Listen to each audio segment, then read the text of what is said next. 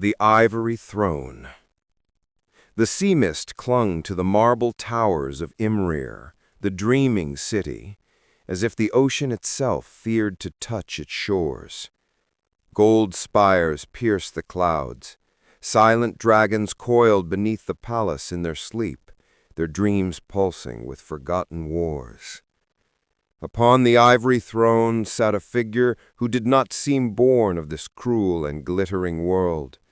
Elric, last emperor of Melniboné, skin pale as moonlight, eyes the red of dying embers, watched the dawn break across his empire.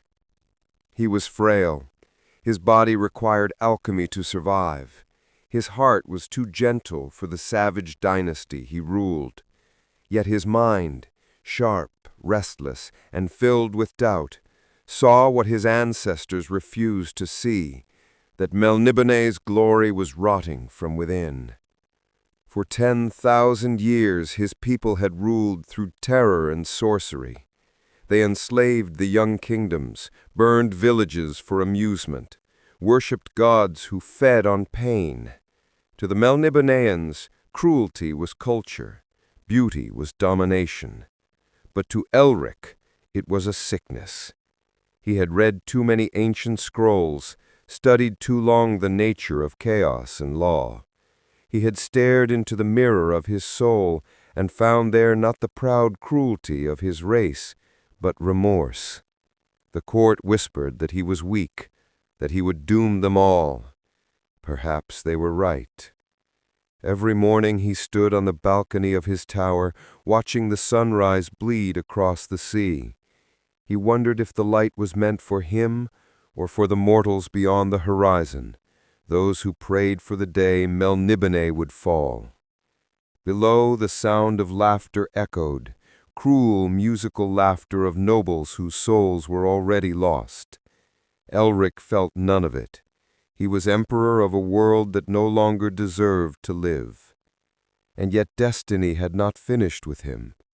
In the shadows of the court, his cousin Yrkun smiled, a serpent coiled and waiting, his eyes fixed on both the throne and Cimoral, the woman Elric loved. The dreaming city still glittered, but its heart had begun to crack. And in that widening silence, a voice, ancient and hungry, began to whisper Elric's name.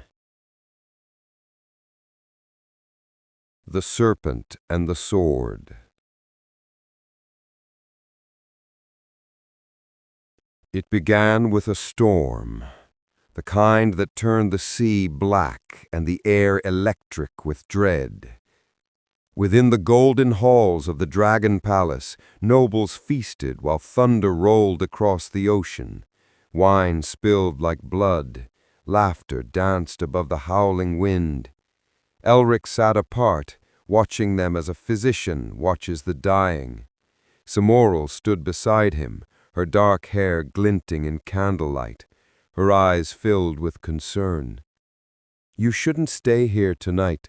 There is venom in their words." Elric smiled faintly. "Let them speak. They mistake kindness for weakness, but I know cruelty has already doomed us."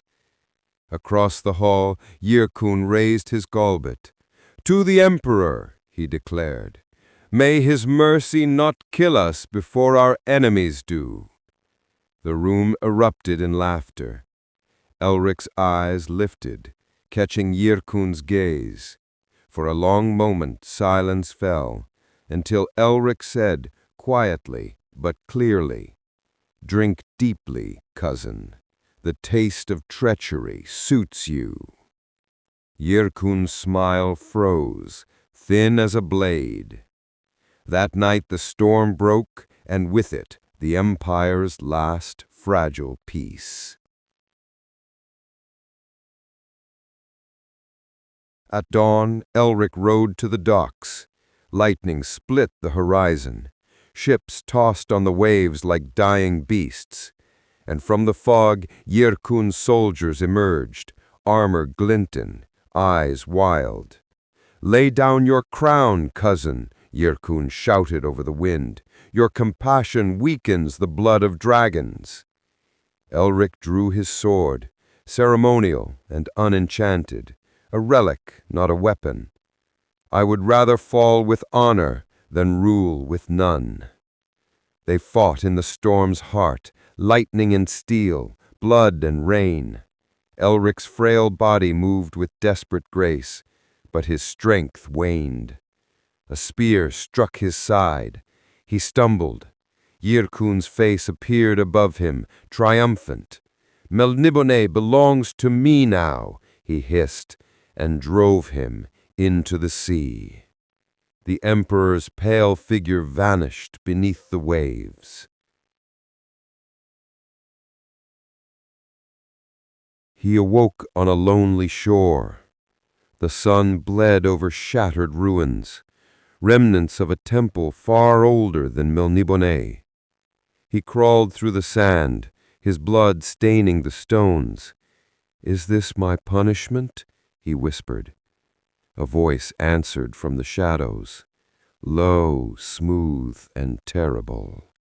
"No, this is your beginning." From the darkness rose a sword, black as the void between stars, its edge alive with rippling fire. "I am Stormbringer. I drink the souls of men.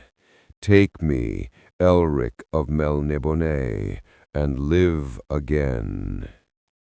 He stared, trembling. "And the price?" "Everything," the sword whispered.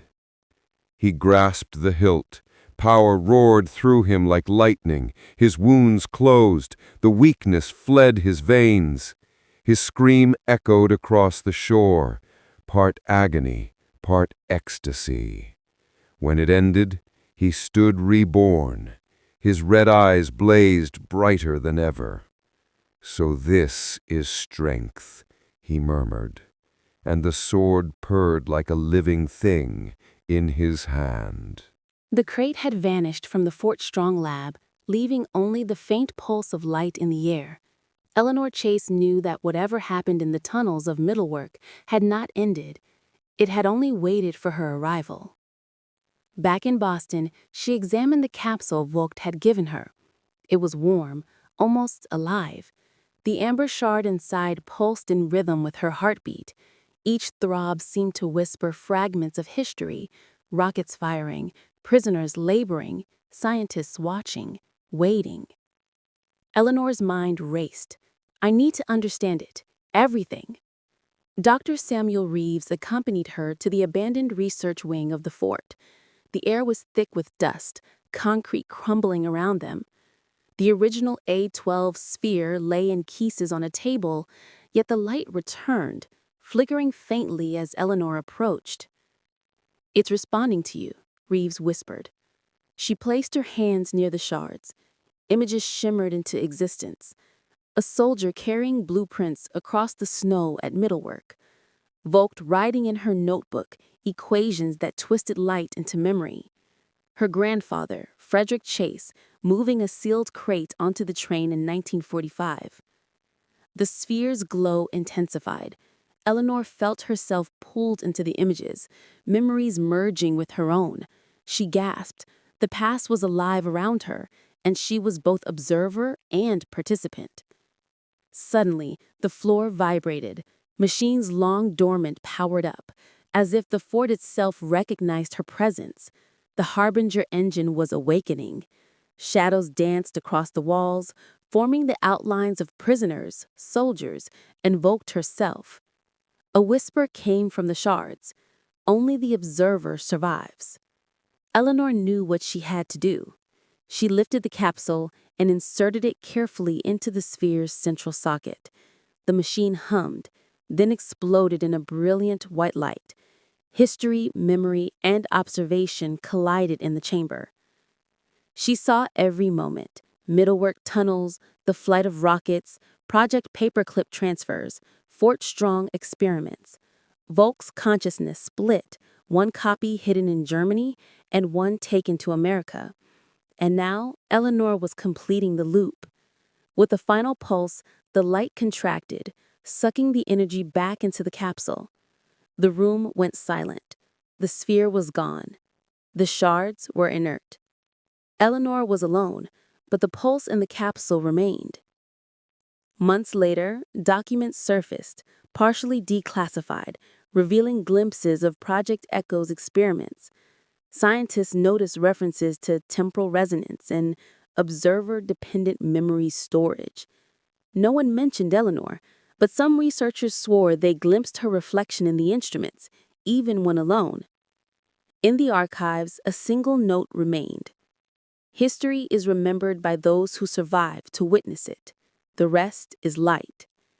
Eleanor understood that the Harbinger engine had not changed the past. It had ensured it was seen, remembered, and preserved. She was the last link, the final observer. She returned the capsule to a secure vault in Boston. The amber shard still pulsed faintly, a quiet heartbeat echoing across decades. She left the fort, walking into a world unaware of the power she carried, yet profoundly shaped by it. Years later, a young historian visited the Fort Strong Memorial. In a locked display case, faintly glowing under the museum lights, was a shard of amber glass. The visitor leaned closer, and for a brief moment, the reflection in the glass was not their own. It was Eleanor Chase. And then the glow faded. Epilogue: The Last Observer. Project Paperclip Echo was officially terminated. The files were sealed. Yet the memory of light remained in the world, carried by Eleanor's descendants, the capsule, and the amber shards. In quiet moments, when no one was watching, the pulse could still be felt. A subtle reminder: history is alive, and those who observe it must choose what survives. Shadows of the Past. Eleanor sat in the dim light of her Boston apartment, the amber shard warm in her hand. Memories of Fort Strong flickered in her mind, the pulse of the A-12 device, the faint whisper, "Only the observer survives." She could still hear Valk's voice, warning her about the dangers of duplication and the collapse of time. A letter slid under her door. No signature. Just coordinates pointing to Nordhausen, Germany, the same tunnels where Valk had hidden her split consciousness. Eleanor's pulse quickened. The adventure was far from over. Return to Middlework. Flying over the Harz Mountains once again, Eleanor noticed how much had changed. Trees had grown, roads had shifted, yet the tunnels remained hidden beneath layers of history.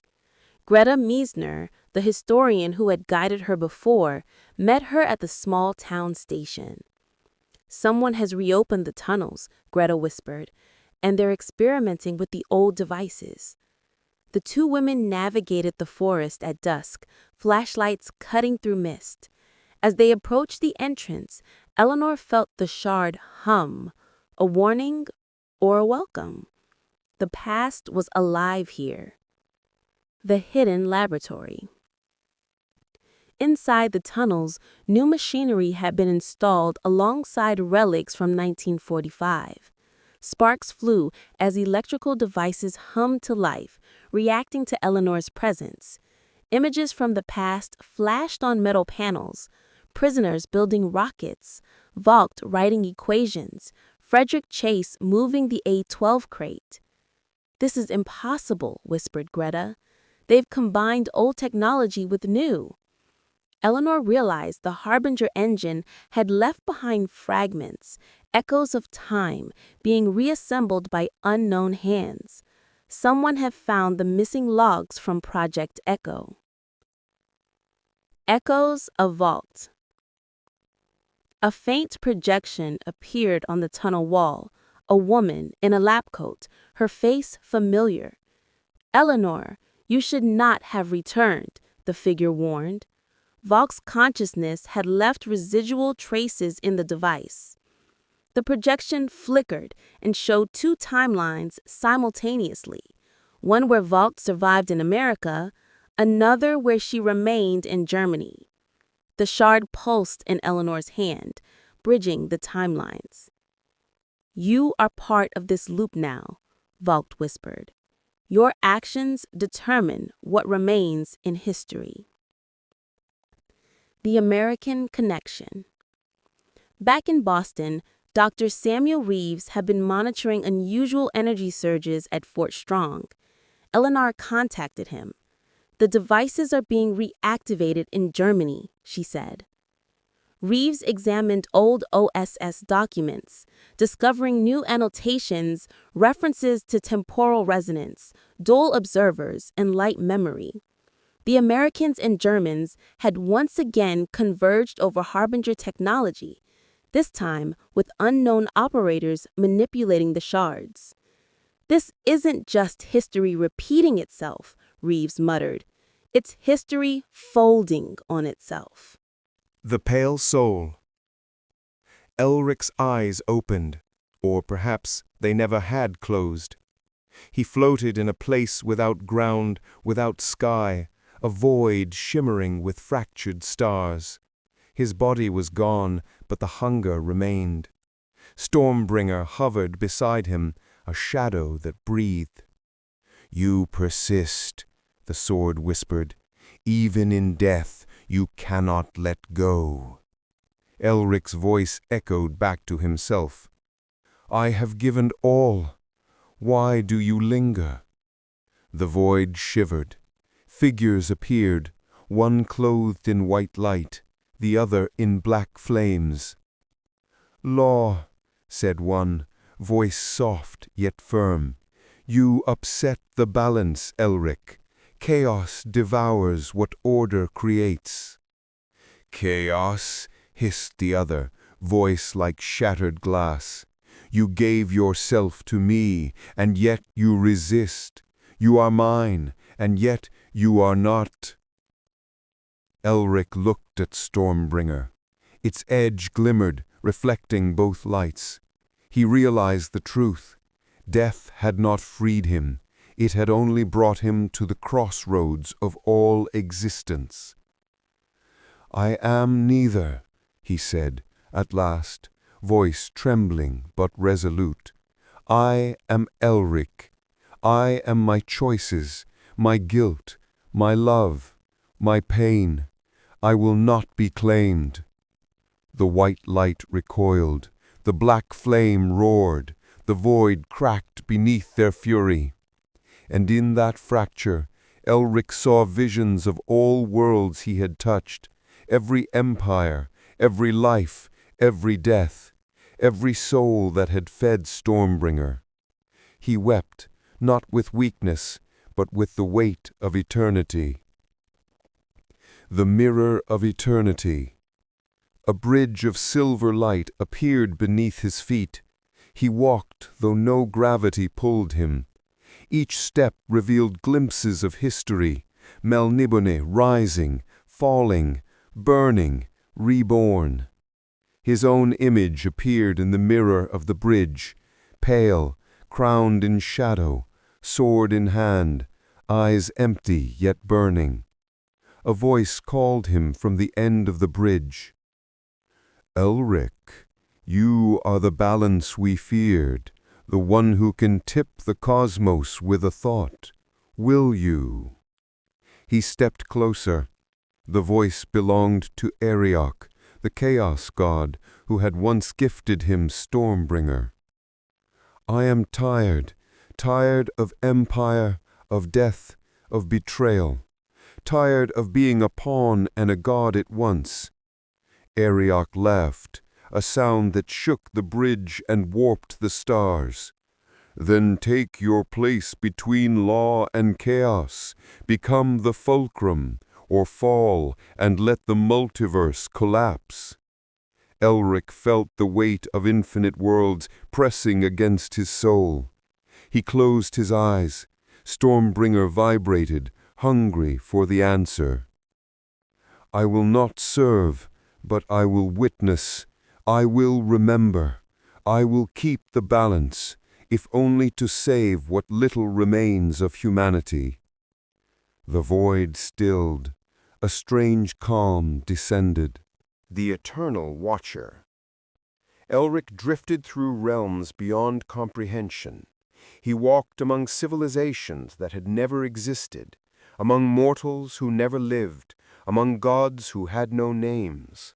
Stormbringer hung at his side, silent, patient, its hunger now tempered by his resolve. In this new existence, Elric learned to wield himself as a weapon, not against people, but against imbalance, injustice, the creeping chaos that sought to devour reality. He became a ghost in the multiverse, neither god nor man, observer and arbiter. "I have failed," he said to no one, "but I have not abandoned the world. Perhaps that is enough."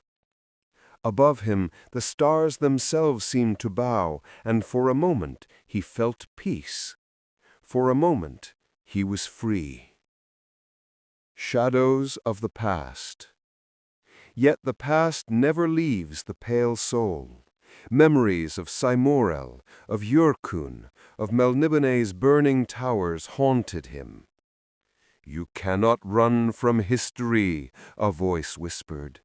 It was law, unseen yet palpable. "Nor can you escape chaos," another voice growled, black as night. Elric realized the truth. The eternal balance was not a place, nor a power, nor a destiny. It was responsibility, eternal and unending. He would walk forever, watching, intervening when worlds teetered too far. He would be the witness, the burden-bearer, the pale heroes whose hand could either save or doom. "So it be," he murmured. "I will bear it, for the sake of all I loved and all I lost." The dawn beyond time. Time had no meaning, yet Elric continued. In the void, a single sun rose, or perhaps a single moment stretched across infinity. Stormbringer pulsed, alive yet obedient.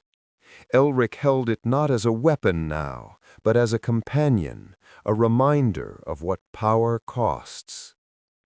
"I will not falter," he said. "I will be the balance. I will be the shadow and the light. I will endure." And so he walked, through the dying stars, through the rise and fall of civilizations, through the eternal corridors of time itself. A pale figure among infinite worlds, the last emperor of Melniboné, now the eternal watcher, guardian, witness, and the fulcrum upon which all existence teetered. For in the end, even gods must bow to the one who has seen everything and chosen to do nothing less than endure. The first intervention. The sky over the kingdom of Veyrath burned with unnatural storms. Lightning streaked the clouds like molten silver. Villagers fled, screaming as the winds tore roofs from homes. In the highest tower of the palace, King Malvern trembled. "The heavens themselves rage against us," he whispered. A shadow fell across the throne room. Tall, pale, red-eyed, Elric stood there, silent as death. Stormbringer hung at his side, its runes glowing faintly. King Malvern, "Who are you?" Elric's voice was calm, yet it carried the weight of eons. "I am what comes after kings, after empires that forget the cost of power." Malvern swallowed. Why do you appear to me?" Elric lifted Stormbringer. "Because your lust for conquest has called forth forces you cannot command. I have come to correct the imbalance." The sword pulsed with crimson light. The storms above screamed in response. The king stammered, I serve the gods. I do nothing wrong." Elric coldly, "You serve only your pride. That is enough." In an instant, the wind snapped Malvern's banners like twigs. The palace shook. Stormbringer hummed, drawing energy from the chaos itself. Elric raised his hand, and the storms halted, not with mercy, but with judgment. Balance is restored, for now. The king collapsed to his knees, trembling before the pale emperor. Ghosts of the past. After Veyrath, Elric wandered to realms unseen by mortal eyes. He observed battles that could have consumed whole continents, armies fueled by greed, sorcery, and ambition. Everywhere, fragments of Stormbringer's past victims whispered, lost souls, echoes of Cimmeril, Yrkun, Melniboné. Do not falter, Elric. Do not repeat what you once did. He closed his eyes. Pain surged, but he welcomed it. I carry all of you, your deaths, your love, your mistakes, and I will not fail again. A black portal opened before him, a rift of chaos threatening a young kingdom. From the darkness emerged a figure cloaked in fire, a chaos warlord wielding forbidden magics. I have heard of you, pale ghost. You cannot touch me here. Elric's eyes glowed, Stormbringer flexed, alive with hunger. No one escapes the scales of balance. He struck. Light and shadow collided. The warlord screamed as Stormbringer devoured the chaos lingering in his soul. The rift began to close, reality knitting itself back together. One step closer, one world at a time. The price of balance. Elric walked through realms that were not his own. Stars fell like rain, mountains crumbled, rivers ran with molten fire. Every intervention took a piece of him. Every soul consumed by Stormbringer left a shadow in his heart.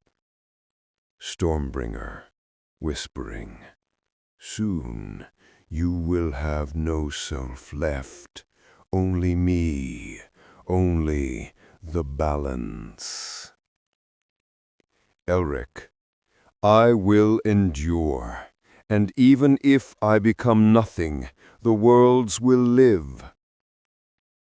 A vision of Melniboné appeared, burning towers, Cymorel's blood on his hands, Yrkun's betrayal.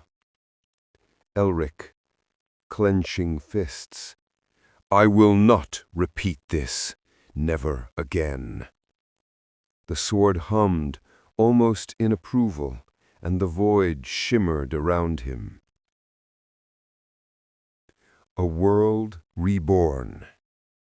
In the mortal realm of Arathia, a tyrant king threatened to summon demons from beyond the stars.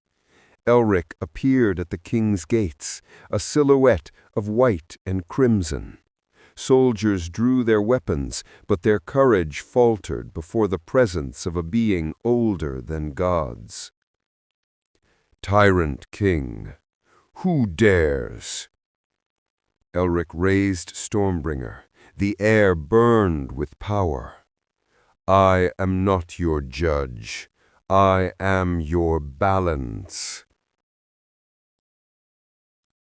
Lightning erupted. The gates crumbled, and the tyrant fell, alive, but forever changed, his lust for power tempered by the memory of what might have destroyed him. For the first time, Elric saw something rare. Hope. Elric, softly. Balance is not destruction. Sometimes it is mercy. Sometimes it is restraint. And yet, as he spoke, he knew the cost. Every act of mercy demanded a shadow, a piece of himself to remain vigilant, eternal, and unyielding. He vanished into the void, walking between worlds, a pale figure among stars, carrying the sword, the pain, the love, and the endless responsibility of the eternal balance. Worlds in flames. The stars shattered. Realms bled into one another. Mountains of stone collided with oceans of fire. Cities vanished in storms of black lightning. Elric stood at the edge of a collapsing world, Stormbringer pulsing in his hand, his red eyes reflected endless destruction. This is the consequence of chaos unbound, and I am the only one who can stop it. From the void emerged Arioch, his chaos god form stretching across galaxies. Shadows writhed around him, and fragments of lost worlds spun in his crown of fire. You meddle where mortals falter, Elric. You are a pale puppet, clinging to balance you cannot comprehend. Elric's grip tightened on Stormbringer. I do not cling, I endure, and I will not let you consume these worlds. Arioch laughed, a sound that split the skies. Reality itself seemed to bend to his fury. The armies of chaos. Chaos poured forth like a living tide. Demons, warlords, corrupted gods, and broken mortals swept across each plane. Stars died as they crossed the void. Elric moved like a shadow of vengeance. He struck with Stormbringer, its edge devouring the chaos in each soul it touched. Every strike drained him, but every life saved renewed his resolve. Who are you? I am the balance you forgot to honor. Even as he fought, the sword whispered, sweet, dark, and urgent. Do not hold back. All shall burn. All shall die. Take it, Elric. Take it and be whole. Elric shook his head. No, balance is not annihilation. Mercy and judgment must walk together. Confrontation with Arioch. The battlefield shifted. Elric and Arioch stood across the void, planets and stars swirling like a storm between them. All you love will perish, Elric. Your mercy is falter. Join me. Embrace chaos, and your suffering ends. Elric's voice was steady, even as his soul ached. I am neither god nor mortal. I am the balance, and you will not tip me. The sacrifice. Arioch faltered the first time he had ever been challenged in millennia. Elric realized the cost. The only way to end the invasion was to merge himself with Stormbringer, becoming a living fulcrum of law and chaos, anchoring the multiverse in place. Stormbringer. It is yours, Elric. Take everything. Become eternal. Elric hesitated, visions of Cymoril and Melniboné flashing in his mind. Elric. I accept the burden, for them, and for all who cannot fight. The blade consumed him. His body dissolved into light and shadow. His consciousness became infinite, spanning every plane, every world, every star. Arioch screamed as the multiverse anchored, balanced perfectly, but at a cost only Elric could bear. Worlds stabilized, stars realigned, chaos receded. The eternal balance. Time and space resumed their paths. Mortals awoke to a world where the chaos invasion had never happened, though none could remember who had saved them. Elric existed everywhere and nowhere, watching, guiding, weighing every imbalance. Stormbringer remained with him, not as a weapon, but as a part of his eternal self. Elric, thinking, I am neither hero nor god. I am the fulcrum. I am the witness. I am the balance. Across the multiverse, fragments of Melniboné glimmered, a memory of an emperor who loved, who failed, who endured. Elric drifted through infinity, unseen and eternal. He was the pale watcher, the shadow and the light, the one who would forever hold the scales of creation. And in his silence the cosmos whispered, the doomed emperor endures, as all things must.